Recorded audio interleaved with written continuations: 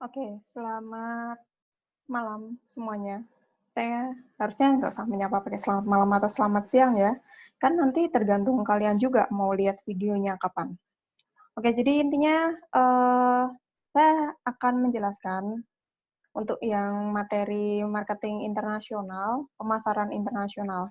Oke, jadi sorry ya, saya nggak tahu sih kalian berharap apakah saya memunculkan muka atau tidak, tapi saya memang tidak memunculkan muka, karena nggak tahu nih, di alis kanan saya tuh agak benjol, jadi sepertinya saya tuh mau jerawatan atau gimana, jadi sakit gitu loh kalau mau ngalis. Nah, daripada saya nggak alisan gitu, jadi ya udah deh, nggak usah pakai video sekalian. Oke, cut the rubbish, itu nggak penting juga sih sebenarnya. Oke, jadi chapter 16 ini membahas tentang international marketing, tentang pemasaran internasional. Oke, kita mulai dari pengertian pemasaran internasional dulu ya. Nah, jadi ini definisi pemasaran berdasarkan Griffin and Pustay. Nah, definisi ini memang sedikit berbeda dengan definisi yang diungkapkan oleh Kotler dan Keller. Kan kalau Kotler dan Keller itu mereka lebih menekankan pemasaran pada marketing mix.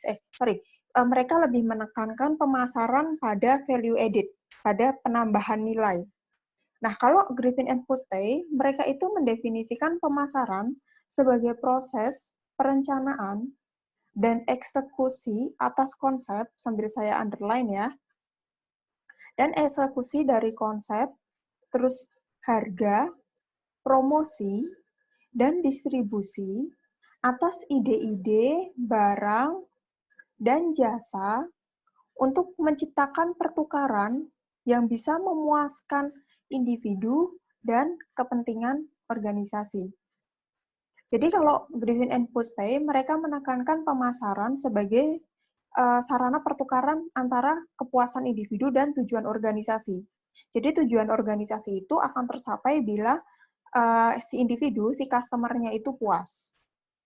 Kalau kita berbicara tentang marketing secara internasional, tentu saja itu nanti aktivitasnya akan lebih luas dibandingkan marketing level nasional. Nah, ini adalah marketing, pemasaran, sebagai area yang terintegrasi dari sisi fungsional, dari sisi fungsionalnya. Di sini bisa kalian lihat, ini ada marketing di tengah-tengah. Terus ini marketing ini, dia berhubungan dengan manajemen operasi, berhubungan dengan manajemen keuangan, dengan aspek akuntansi, dan dengan aspek SDM. Jadi, marketing itu tidak bisa dipisahkan dari manajemen operasi. Misalnya kita sama-sama tahu bahwa salah satu P dalam marketing mix itu adalah place. Place itu terkait saluran distribusi.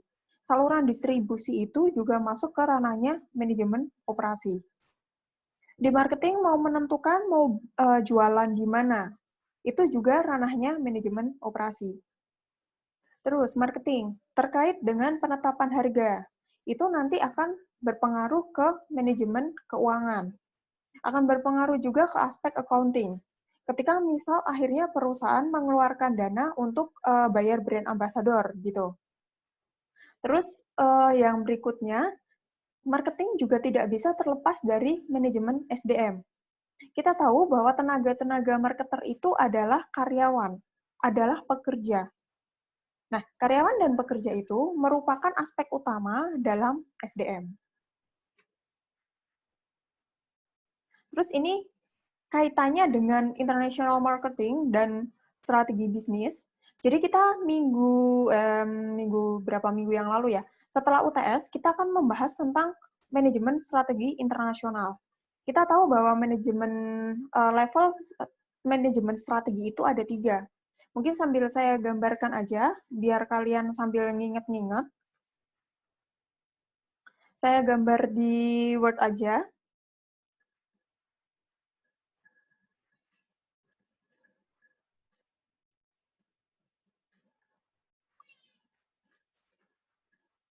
Nah, jadi ini level strategi korporat. Level strategi korporat itu kan ada 3 ya. Level manajemen strategi itu ada 3. Nah, yang pertama itu, yang paling atas itu adalah strategi korporat. Terus setelah itu adalah strategi bisnis di bawah strategi korporat. Nah, di bawah strategi bisnis, ini baru strategi fungsional.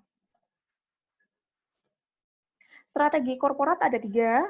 Jadi strategi korporat itu ada strategi single bisnis, bisnis tunggal, terus diversifikasi berhubungan, terus yang satu lagi diversifikasi tidak berhubungan.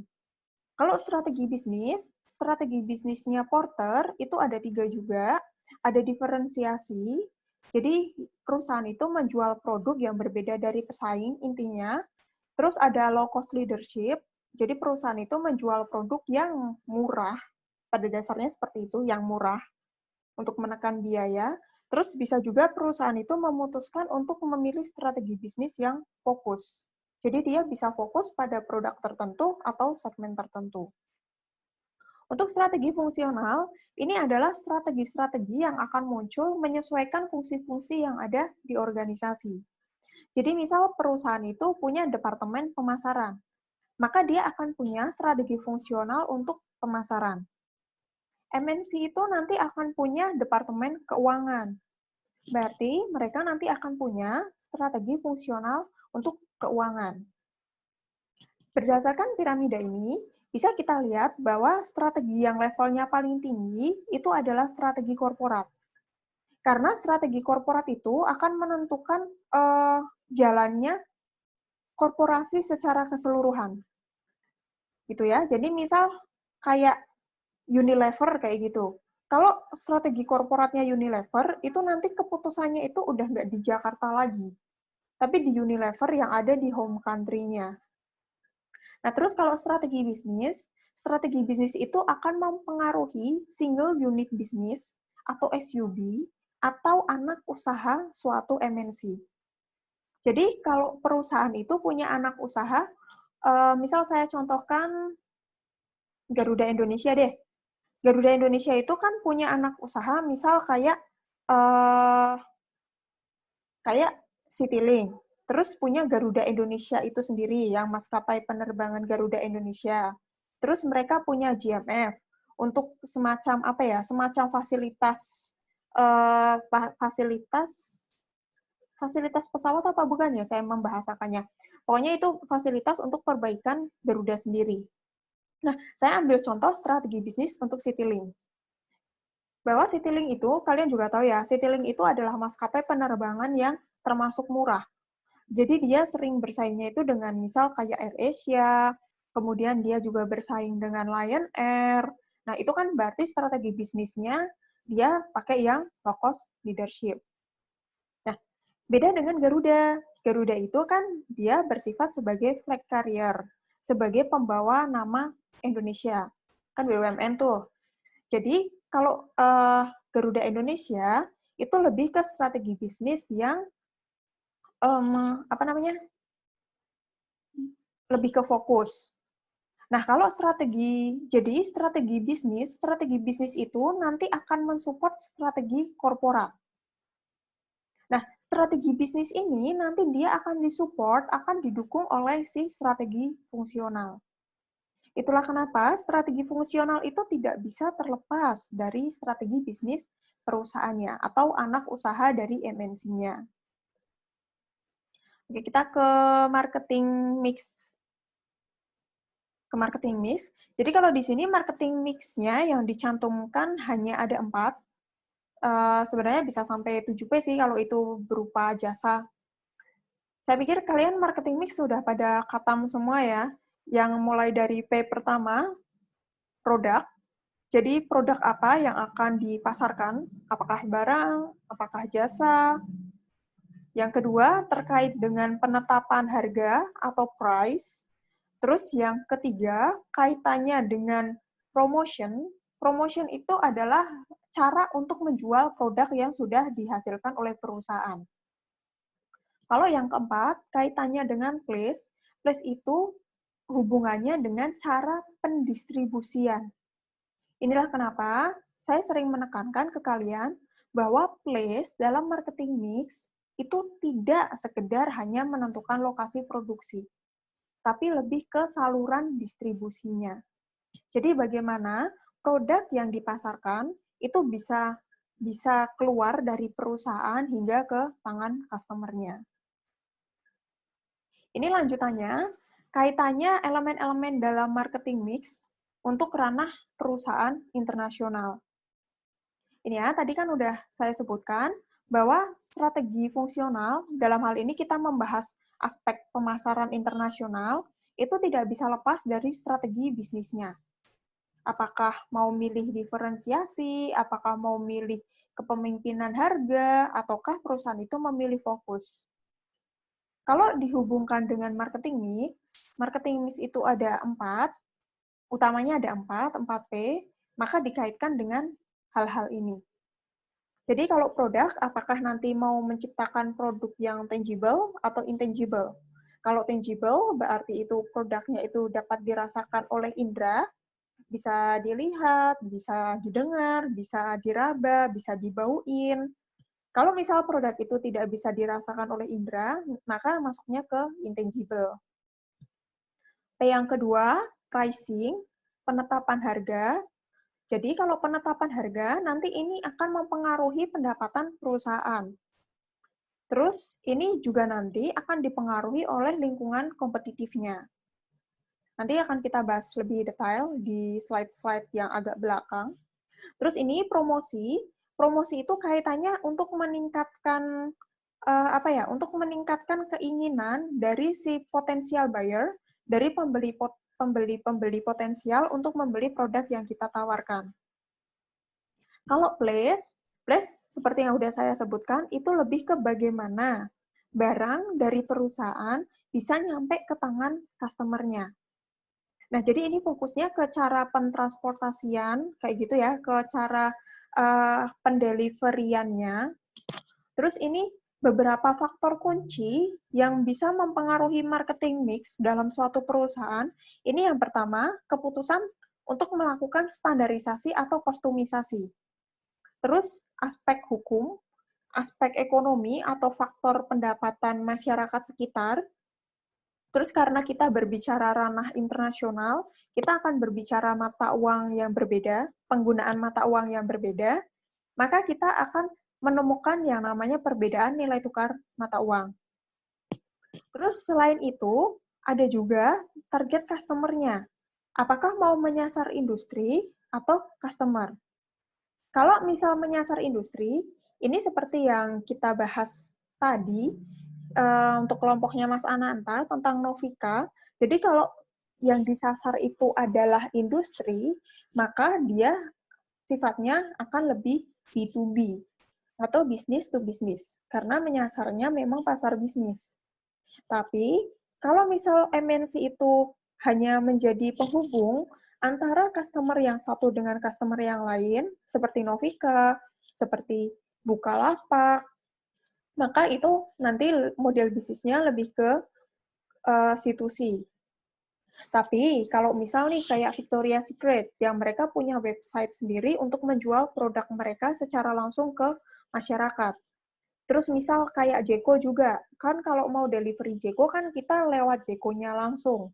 Nah, maka itu kalau kayak gitu, modelnya lebih ke B2C, atau business to customer. Terus faktor yang berikutnya lagi, ini adalah pengaruh budaya. Udah kita bahas ya, the role of culture di chapter 4. Terus kompetisinya juga. Nanti detailnya sambil kita jalan aja. Nah, saya mulai dulu dari keputusan untuk melakukan standarisasi atau kostumisasi. Ini yang sempat dipertanyakan, mungkin karena masih agak sedikit bingung ya, kaitannya dengan filosofi manajerial. Jadi kalau filosofi manajerial itu ada 3 ya. Filosofi manajerial itu ada yang berupa etnosentris, terus bisa juga pendekatan polisentris, atau pendekatan yang geosentris.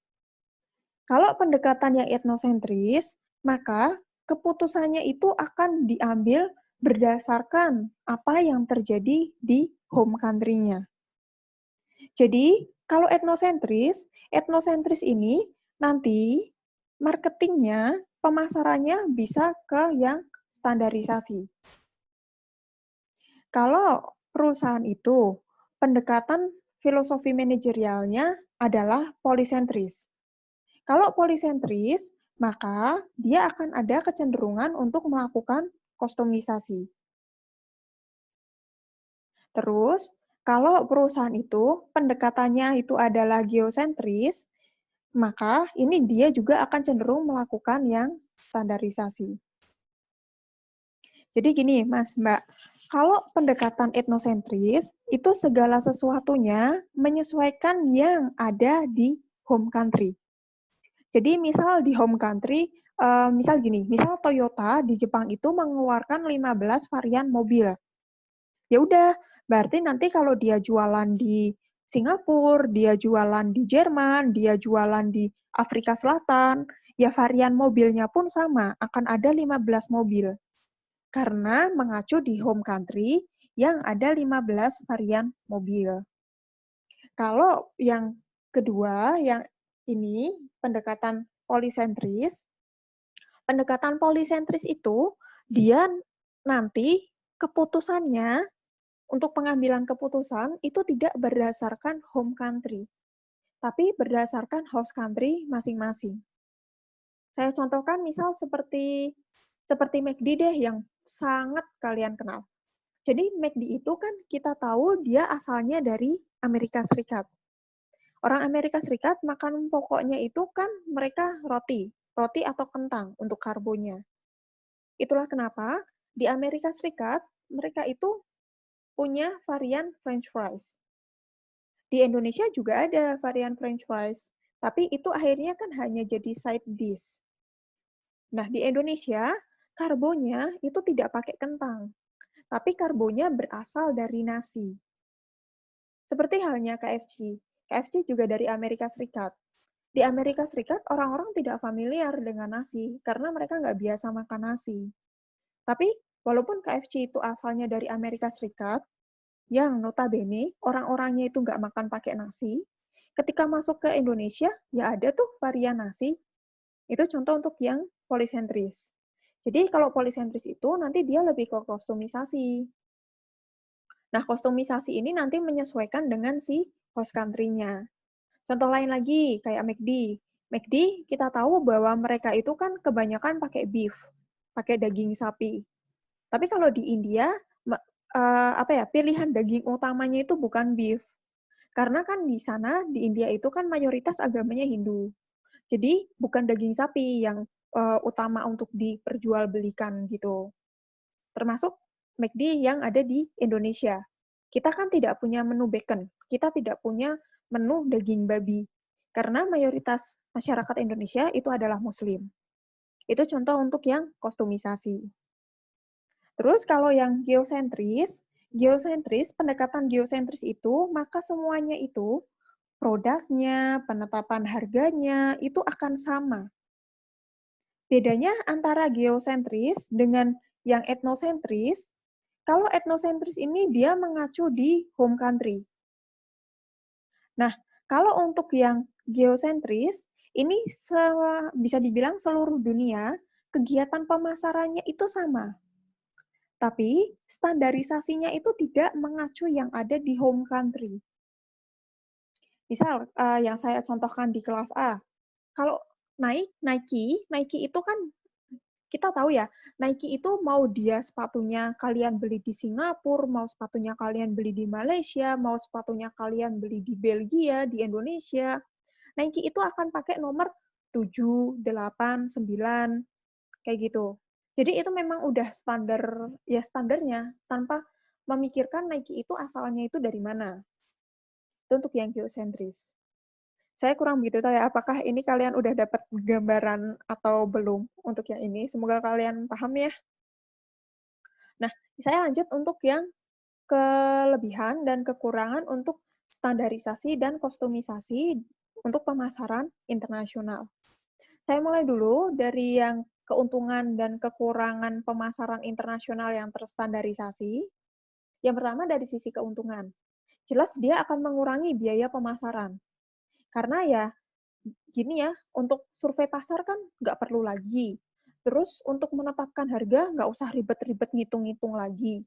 Jadi untuk biaya marketingnya jelas bisa ditekan. Yang kedua, keuntungan yang kedua, ini memungkinkan terjadinya sentralisasi untuk kontrol pemasarannya. Namanya aja standarisasi, ya udah nanti keputusan yang ada di pusat itu sama dengan yang ada di host country. Keuntungan yang ketiga, dia bisa meningkatkan efisiensi di R&D, di penelitian dan pengembangannya. Karena ya udah MNC itu tinggal sekali aja melakukan survei pasar. Hasil survei pasarnya itu nanti bisa dipakai di home country, di host country yang udah ada, atau mungkin calon-calon host country. Terus yang keempat, ini kaitannya dengan economies of scale. Economies of scale atau skala ekonomi, saya remind kalian, saya ingatkan kembali ke kalian, bahwa skala ekonomi itu pada dasarnya adalah keuntungan yang diperoleh perusahaan ketika mereka memproduksi barang lebih banyak. Jadi mereka itu untung kalau semakin banyak memproduksi barang, karena biayanya jadi lebih kecil. Terus yang keuntungan kelima, standarisasi itu bisa memberikan gambaran seperti apa sih nanti tren global ke depannya. Kalau kekurangannya, yang pertama, standarisasi itu jelas mengabaikan kondisi penggunaan produknya. Jadi dia nggak peduli apakah produknya itu dipasarkan di Jerman, apakah dipasarkan di Italia, apakah dipasarkan di Irak, di Arab Saudi, itu mengabaikan perbedaan itu. Terus aspek hukumnya itu juga tidak diperhatikan, aspek hukumnya. Jadi dia tidak peduli apakah perusahaan itu pakai sistem monarki, apakah pakai sistem demokratis, apakah pakai sistem apakah pakai sistem yang birokratik, yang kayak gitu mereka nggak peduli. Terus yang ketiga, mereka itu juga mengabaikan pola perilaku customer-nya. Jadi mereka tidak mempelajari perilaku konsumen secara lebih mendalam. Terus ini ya, kalau yang standarisasi itu bisa mengurangi inisiatif pemasaran lokal. Dan yang kelima, ini masih ada kaitannya dengan yang nomor 3, perusahaan itu juga nanti ada kecenderungan untuk mengabaikan perbedaan pasar individunya. Oke, kita lanjut untuk yang pemasaran internasional yang terkustomisasi. Yang pertama, untuk keuntungannya, dia bisa merefleksikan kondisi penggunaan produk. Jadi dia tahu, misal head and shoulders gitu. Head and shoulders kalau di Spanyol itu penggunaannya seperti apa sih? Sesering apa sih? Terus nanti bisa dibandingkan dengan head and shoulders misal yang ada di Hong Kong. Yang kedua, dia lebih memahami perbedaan aspek hukum legalnya. Jadi mungkin untuk pemasaran yang di negara yang demokratis itu akan berbeda, terus mungkin untuk pemasaran di negara-negara yang birokrat banget itu juga nanti akan berbeda. Yang ketiga, ini kaitannya dengan perbedaan perilaku konsumen, ini bisa lebih dipahami. Jadi kalau keuntungan kustomisasi itu adalah kebalikan dari yang kekurangan standarisasi. Terus ini ya, bisa meningkatkan inisiatif pemasaran lokal. Dan yang kelima, keuntungan kustomisasi yang kelima, dia bisa lebih memahami perbedaan pasar individunya. Kalau yang jadi kekurangan dari kustomisasi, ini yang jelas ya kebalikan yang keuntungan standarisasi. Jadi mulai peningkatan biaya pemasaran, terus dia bisa mengarahkan pada sentralisasi kendali pemasaran. Yang ketiga, dia bisa menciptakan Yang ketiga, dia bisa menciptakan inefisiensi karena kalau ketemu pasar baru dia harus melakukan R&D lagi. Yang keempat, ini kaitannya dengan economies of scale. Jadi economies of scale-nya itu nanti semakin berkurang, tidak semakin meningkat. Karena beda host country akan beda yang diproduksi, kalau beda produksi nanti beda economies of scale-nya juga. Nah, yang kelima, dia mengabaikan tren global. Jadi kalau perusahaan itu lebih ke kostumisasi international marketing, biasanya mereka kurang begitu memahami tren globalnya itu seperti apa. Oke, kita masuk ke P yang pertama, product policy. Jadi ini kaitannya dengan penentuan produknya, apakah mau produknya itu tangible atau intangible. Kalau tangible berarti itu produk fisik gitu ya, bisa dirasakan oleh indera. Kalau intangible, produknya itu nggak bisa kita rasakan oleh indera. Jadi seperti produk-produk jasa, produk perbankan, produk restoran, terus produk traveling, itu masuk ke yang intangible. Ada beberapa hal yang mempengaruhi standarisasi dari suatu produk. Apakah produk itu akan distandarkan atau tidak? Yang pertama, ini adalah dari aspek hukum. Jadi bisa aja ya kalau satu negara itu, misal gini deh, kayak di Indonesia, kita karena mayoritas Muslim, kalau misal ada bahan-bahan yang tidak halal, itu jelas tidak bisa dipasarkan di sini. Kayak gitu. Terus, belum lagi kalau misal, apa ya, kalau misal itu produk yang dilarang dipasarkan oleh pemerintah. Misal kalau di kita lagi, kan kita tidak boleh memasarkan produk-produk seperti alkohol kayak gitu. Sekalipun boleh kan itu batasannya tinggi banget. Terus kalau yang faktor kedua itu adalah pengaruh budaya. Jadi pengaruh budaya, misal ini kaitannya dengan labeling, dengan packaging, dengan kemasannya.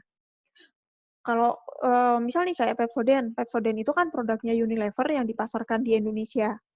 Jadi kalau dibungkus Pepsodent, kalian akan nemu instruction, kalian akan nemu cara penggunaan, bahan baku, keterangan produk dalam bahasa Inggris dan juga dalam bahasa Indonesia.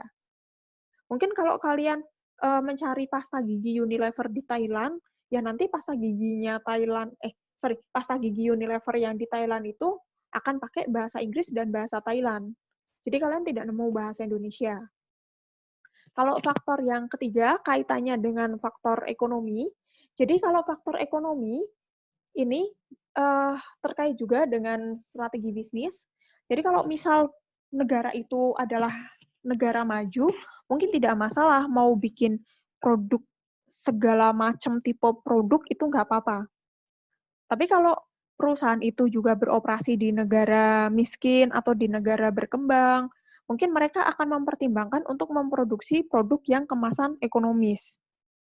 Terus kalau misal nih di negara itu banyak warga negaranya itu banyak, mereka banyak yang berorientasi untuk berkeluarga. Mungkin mereka akan menciptakan kemasan untuk keluarga juga. Kemudian yang keempat, kaitannya dengan nama merek. Jadi kalau nama merek, ini nama merek misal saya contohkan kayak Kratindek. Jadi kita taunya kan Kratindeng gitu ya. Nah, Kratindek itu merek aslinya itu kan dari Amerika Serikat. Dan itu mereknya itu aslinya adalah Red Bull. Gitu. Jadi tapi kalau di kita nggak pakai Red Bull, nggak pakai si banteng merah gitu translatannya. Jadi kalau di kita pakainya Kratindeng. Terus saya contohkan lagi, misal kayak Burger King. Saya pikir kalau kalian Burger King pasti tahu lah ya, karena itu di GCM juga ada. Nah, kalau Burger King itu aslinya kan dari Amerika Serikat. Tapi tapi ketika dia masuk ke Australia, Burger King itu tidak pakai merek Burger King. Karena di Australia itu udah ada burger yang mereknya itu Burger King. Jadi Burger King kalau jualan di Australia, dia mereknya jadi Hungry Jacks. Jacks yang lapar gitu. Oke, kita masuk ke P yang kedua, kaitannya dengan isu dan keputusan terhadap penetapan harga atau pricing. Ini beberapa faktor yang mempengaruhi keputusan penetapan harga. Yang pertama itu adalah strategi bisnis. Jadi kalau strategi bisnis, Saya pikir yang paling kelihatan itu ketika perusahaan memutuskan mau menetapkan strategi bisnisnya itu low cost leadership. Strategi bisnisnya aja udah jelas, low cost leadership, kepemimpinan harga. Jadi mereka tidak akan menetapkan harga yang mahal. Pasti mereka akan memilih harga yang murah. Tapi beda cerita nih kalau misal perusahaan itu pakai strateginya itu diferensiasi atau fokus. Diferensiasi atau fokus kan butuh riset pasar yang lebih. Nah, mungkin biaya riset pasar itu akan menyebabkan peningkatan pada harga jualnya karena meningkatkan biaya. Terus yang faktor kedua kaitannya dengan lingkungan kompetitif. Jadi lingkungan kompetitif itu seperti ini. Kalau misalnya nih kalian itu jualan di tempat yang kalian jualan di tempat di mana pesaing kalian itu jualannya itu harga murah. Nah, kalau kalian baru pertama kali datang, kalian belum punya image, terus kalian belum tahu nanti gaining market share-nya seperti apa, terus kalian belum tahu juga karakteristik pasarnya seperti apa, itu kalian akan gambling banget kalau masuk ke pasar itu, terus pakai strateginya itu strategi yang fokus, atau misal menetapkan harga yang mahal. Jadi lingkungan kompetitif itu juga nanti akan mempengaruhi strategi pricing. Kalau amannya sih memang kalau pendatang baru jualan dengan harga yang murah gitu sih ya. Nah, yang ketiga kaitannya dengan biaya melakukan bisnis. Kita tahu bahwa biaya itu kan faktor pengurang laba. Jadi semakin banyak biayanya, ya nanti akan semakin mahal harganya, harga jualnya. Terus yang keempat, kaitannya dengan nilai tukar mata uang. Jadi ini nilai tukar mata uang itu tidak kita temui kalau untuk yang kalau untuk exchange rate fluctuation itu tidak kita temui kalau pemasarannya itu pemasaran lokal. Misal kayak UMKM. UMKM itu yang kan kalau UMKM itu karena jualannya itu di lokalan, ya mereka nggak akan terlalu terpengaruh terhadap nilai tukar mata uang. Toh, suppliernya juga mau dibayar pakai rupiah. Toh, mereka jualannya pakai rupiah. Tapi kalau kita berbicara MNC, mereka bisa aja nanti ekspornya itu dari Jepang, yang pakai mata uang yen. Ekspor ke Jepang yang pakai mata uang yen. Terus bisa aja mereka impornya itu dari Jerman. Jerman kan mata uangnya euro. Jadi akan menghadapi perbedaan nilai tukar mata uang kayak gitu.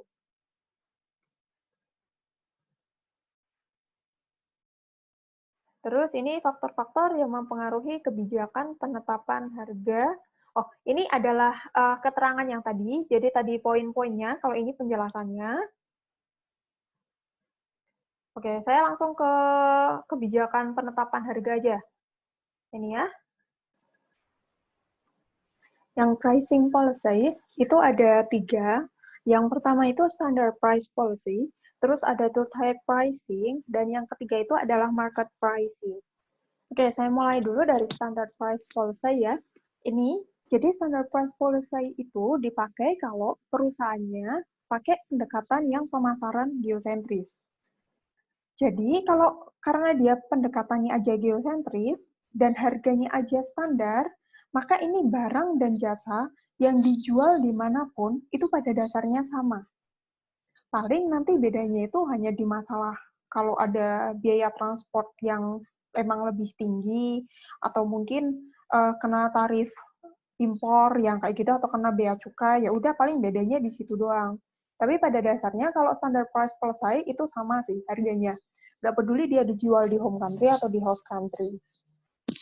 Terus kalau yang kedua, kaitannya dengan two-tiered pricing, ini dia ada pemberian harga 2 tahap kayak gitu.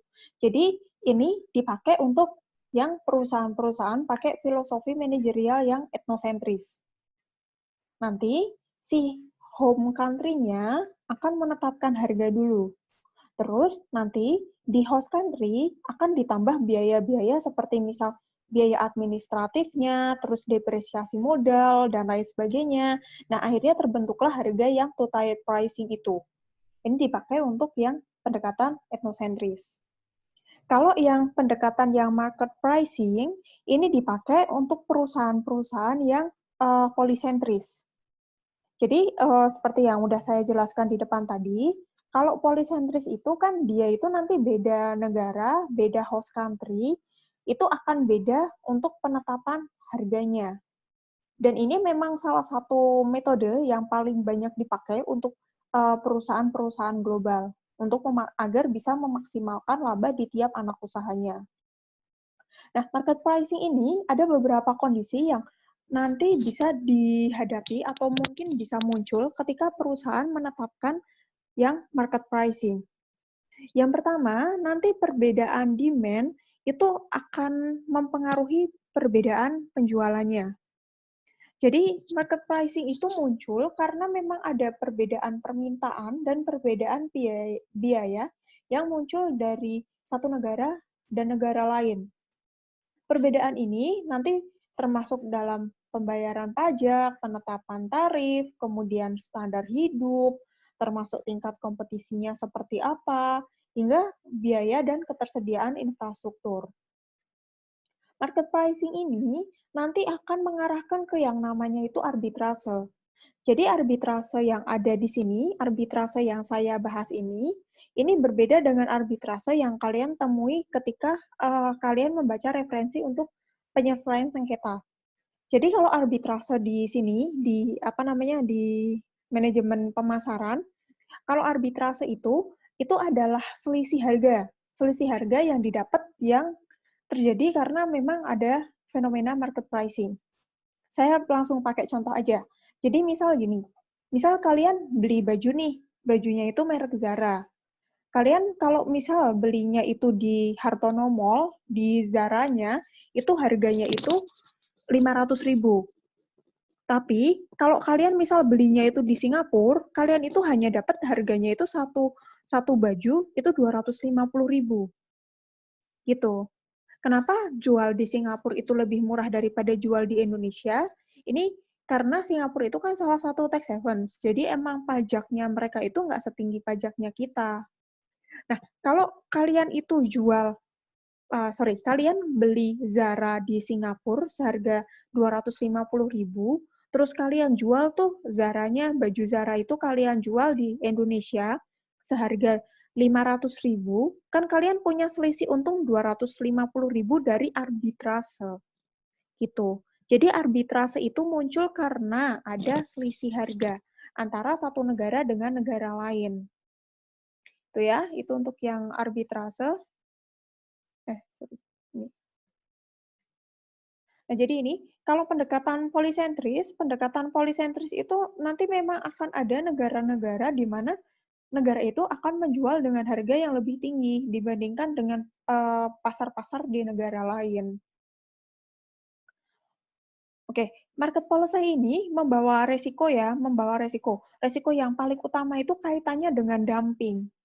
Jadi kalau dumping itu dia ngejual harga lebih mahal di host country daripada di home country-nya. Karena kan biaya yang dikeluarkan di home country mungkin tidak setinggi biaya yang dikeluarkan di host country mungkin tidak setinggi biaya yang ada di home country. Sehingga yang di host country nanti dia bisa jualan, biaya yang dikeluarkan di host country tidak setinggi yang di home country. Sehingga yang di host country itu nanti bisa jualan dengan harga yang lebih murah. Itu dumping. Jadi dumping itu menjual barang dengan harga yang lebih murah di host country dibandingkan dengan yang di home country. Dumping ini nggak boleh ya. Jadi dumping ini memang tidak boleh dilakukan untuk di level pemasaran internasional. Sama GATT dulu pas masih bentuknya perjanjian gitu, itu memang sudah tidak diperbolehkan. Terus sekarang karena kita sudah dinaungi oleh WTO, itu juga dilarang praktek dumping itu. Terus, risiko yang lainnya lagi, ini akan mengarahkan ke yang namanya itu pasar abu-abu, gray market. Jadi kalau kalian kan udah familiar nih sama black market. Black market itu pasar gelap. Kan kalau black market itu kan memang barangnya aja kan udah ilegal ya. Barangnya aja mungkin itu adalah barang palsu. Nah, kalau gray market itu barangnya asli. Jadi gray market seperti yang saya contohkan tadi, ketika kalian itu beli Zara ke teman kalian yang baru liburan dari Singapura, dan kalian itu dapat harganya misal hanya 400.000 tuh. Padahal kalau kalian beli di Zara yang ada di mana namanya yang di Hartono itu harga dressnya itu 500.000. Itu kan Zara-nya resmi ya. Tapi kan kalian belinya tidak di saluran distribusi yang resmi. Itulah yang dimaksudkan dengan grey market. Saya contohkan lagi grey market. Misal kalau kalian beli sepatu Adidas, tapi kalian beli sepatu Adidasnya itu online. Sepatunya asli, tapi online-nya itu yang jual orang biasa gitu. Itu juga grey market. Nah, beda cerita kalau kalian beli Adidas di sport station atau mungkin di store Adidas resmi. Maka itu benar-benar resmi. Itu bukan Adidas yang kalian dapat dari pasar abu-abu. Oh ya, dan grey market itu pada dasarnya nggak boleh ya. Jadi karena perusahaan itu kan sudah punya saluran distribusi sendiri. Jadi harusnya kita belinya itu ya dari saluran distribusinya itu, nggak dari penjual-penjual di luar saluran distribusinya. Oke, lanjut ke isu promosi. Jadi kalau promosi ini P yang ketiga dari marketing mix, ini penekanannya lebih untuk meningkatkan meningkatkan keinginan para pembeli potensial untuk membeli produk yang kita tawarkan. Itu promosi. Nah, promosi ini ada beberapa, yang dibahas di sini hanya 4. Ini ya, yang pertama advertising atau iklan. Jadi saya pikir iklan ini adalah bentuk promosi yang paling familiar. Bahkan orang-orang pun, kalau orang awam banyak yang salah mengartikan kalau promosi itu hanya sekedar iklan. Padahal promosi itu tidak hanya sekedar iklan. Iklan itu, jadi tujuan utama iklan itu lebih untuk ke product knowledge. Lebih untuk memperkenalkan produk ke masyarakat secara umum. Misal kalau kalian dengar radio, terus mau ganti lagu, ada pemberitahuan produk apa, itu iklan. Terus kalian misal lagi nonton Upin Ipin, terus mau jeda ke potongan adegan yang berikutnya, ada informasi produk apa, nah itu iklan. Iklan itu penekanan utamanya pada pemberian informasi produk. Jadi lebih ke product knowledge. Terus yang bentuk kedua, bentuk promosi yang kedua itu adalah personal selling. Namanya aja personal selling, jadi dia menjual secara personal.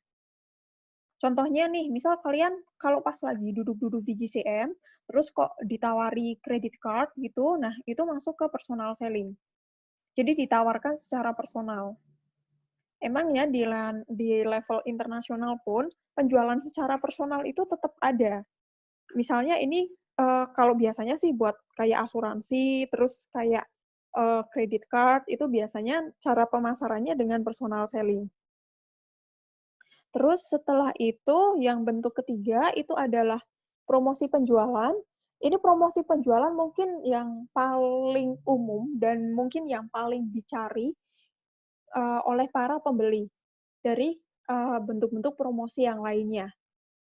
Jadi misal kalau sales promotion, kalian buy one get one di Starbucks, itu adalah sales promotion.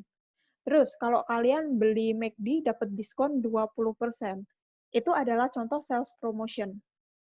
Terus kalau kalian beli sepatu Nike di akhir tahun dapat diskon 25%, itu juga contoh sales promotion. Terus contoh lain lagi, misal kalian beli di The Body Shop, untuk produk yang kedua dapat diskon 50%. Itu juga sales promotion. Contoh lain lagi, misal kalian nonton, kalau kalian menunjukkan kartu pelajar, kartu mahasiswa, kalian dapat diskon, dapat potongan harga. Itu adalah sales promotion. Nah, sales promotion ini juga diiklankan memang. Tapi penekanannya, kalau sales promotion itu tidak hanya untuk sekedar memberitahukan ke masyarakat, ini loh kami punya ini. Sales promotion itu tujuan utamanya sudah untuk meningkatkan pendapatannya. Pendapatan penjualannya. Gitu.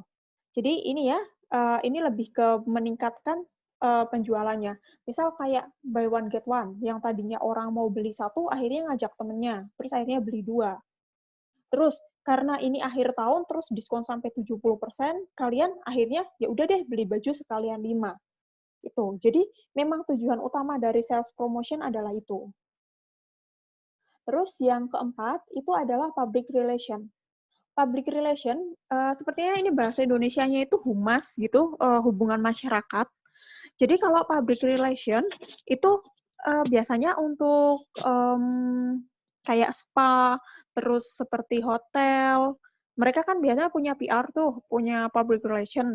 Jadi kalau mereka mau mengadakan event, terus mereka mau melakukan kegiatan apa, nanti akan diberitahukan ke masyarakat yang melalui si public relation-nya tadi. Oh ya, sebelum masuk ke P yang keempat, jadi ada beberapa promosi yang lain yang tidak saya cantumkan di PPT. Misal seperti kalau Shopee pakai brand ambassador Ronaldo. Brand ambassador itu juga salah satu bentuk promosi loh. Brand ambassador gitu. Pas mereka masih zamannya pakai Ronaldo, terus pakai Blackpink. Nah, itu brand ambassador juga aspek untuk promosi. Terus contoh promosi lainnya lagi event. Misal Mazda mau launching mobil, terus mereka ngadain event. Atau mungkin apa ya, Sega, saya nggak tahu ya, game itu bacanya apa sih yang Sega itu kan nggak mungkin dibaca Sego gitu ya. Ya, misal Sega mau mengeluarkan game baru, terus ngadain event game apa gitu. Itu juga masuk ke event. Dan event itu salah satu bentuk promosi. Untuk promosi yang lain mungkin kalian bisa baca di bukunya Kotler and Keller ya, karena saya juga nggak sepenuhnya hafal daripada saya nyebutin terus ntar salah. Kita ke P yang keempat dulu, kaitannya dengan place. Jadi seperti yang udah saya sebutkan di depan, place kalau di marketing itu lebih ke saluran distribusinya. Tidak sekedar hanya menentukan lokasi pabriknya, atau lokasi kantornya, atau lokasi tokonya, karena itu ranahnya manajemen operasi kalau kayak gitu. Nah ini ya, untuk distribusi itu lebih ke cara mendeliver produknya, jadi dia kaitannya lebih ke aspek transportasinya. Terus untuk aspek transportasi, ini ada beberapa pilihan dalam mendistribusikan produk dengan keuntungan dan kelebihan masing-masing. Jadi yang pertama yang saya bahas mulai dari kereta. Kereta itu keuntungannya dia aman, relatif aman, terus reliable, dapat diandalkan ya, karena jadwalnya itu juga pilihan jadwalnya itu nggak cuma 1-2 kayak gitu dalam sehari, terus cenderung murah, nggak mahal. Kalau kekurangannya, kereta itu dia sebatas jalur yang dilewati kereta. Jadi kalau memang negara itu nggak dilewati jalur kereta, atau kota itu tidak dilewati jalur kereta, ya dia nggak bisa kirim barang ke sana melalui kereta. Terus ini lambat kalau kereta.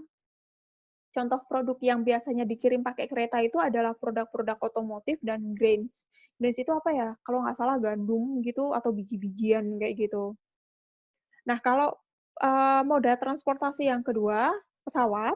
Pesawat itu keuntungannya cenderung aman, terus reliable juga, bisa diandalkan, tapi kekurangannya pesawat itu mahal, biayanya itu mahal, terus aksesnya itu terbatas.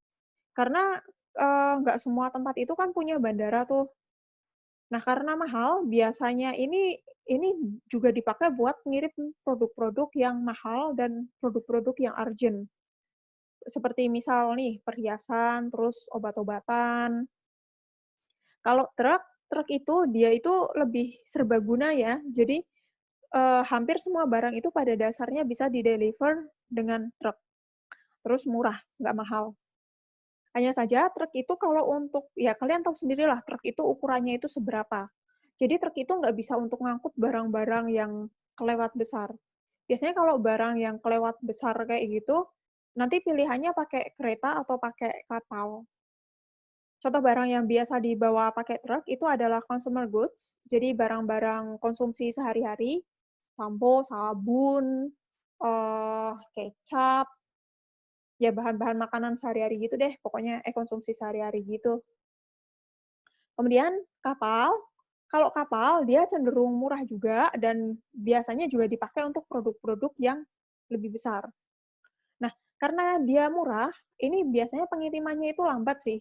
Karena kan harus melewati lautan, samudra, belum lagi kalau beda negara, ya yang kayak gitulah, belum lagi kalau menghadapi badai ombak di tengah lautan kayak gitu. Terus kapal ini juga dia sifatnya itu nggak langsung, karena nggak semua negara itu kan punya pelabuhan. Terus contoh barang yang, contoh produk, ya barang juga sih. Contoh barang yang biasa diangkut dengan kapal itu adalah produk-produk otomotif dan furniture. Mode transportasi yang berikutnya itu adalah media digital. Sesuai namanya ya, namanya aja media digital, dia penekanan utamanya tentu saja pada kecepatan. Karena media digital, dia itu akhirnya ya nggak bisa dipakai untuk semua produk gitu deh. Biasanya itu ya cuman untuk informasi doang. Jadi yang jualan pakai media digital itu ya CNN, BBC. Kebayang nggak sih kalian misal kayak Kopi Kenangan gitu. Kopi Kenangan kan MNC juga tuh karena dapat pendanaan dari Jay-Z. Kalian pengen kopi kenangan, terus si kopi kenangan itu hanya memposting di Instagram. Gitu. Ya kalian mana dahaganya hilang gitu kan nggak bisa juga tuh dahaga kalian hilang hanya dengan memandang si kopi kenangan di Instagram. Tapi beda cerita, kalau kalian butuh informasi terkait ini gimana sih COVID-19 di Timur Tengah, misal kayak gitu. Kalau CNN itu menghadirkan informasi itu di website mereka atau di Instagram mereka, kehausan kalian akan informasi itu bisa terpenuhi. Itu. Jadi memang tidak semua hal, tidak semua barang itu bisa di-deliver melalui digital media. Nah, ini ya pilihan channel-channel distribusi. Saya nggak tahu sih apakah ini nanti akan kalian perdalam di manajemen retail atau tidak.